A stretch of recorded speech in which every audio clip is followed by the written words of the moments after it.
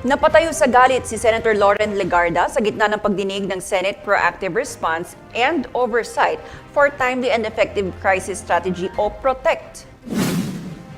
Ito'y matapos ang paratang na nakabinbin sa Senado ang liham ng Department of Energy para sa congressional approval sa paggamit ng Philippine National Oil Company ng kanilang pondo.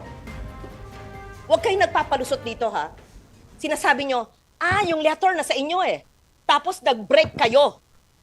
Double jeopardy, hindi pwede yon. Sorry, hindi po kami papayag nun. Kung alam po namin hindi kami mag-break, tama po ang chair. Tinan mo nga, mag-break. Gusto nyo Holy Week, magtrabaho tayo dito eh.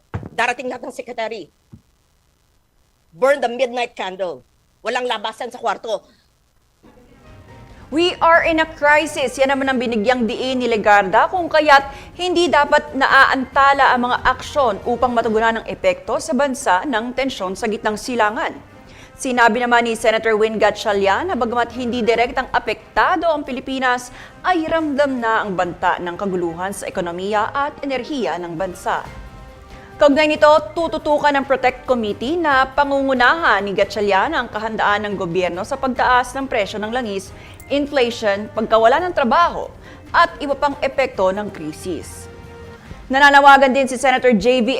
Ejercito, huwag kalimutan ang mga middle class na tahimik ngunit mabigat ding tinatamaan ng krisis kung saan binubuo ng 40% ng populasyon pero walang ayuda mula sa pamahalaan.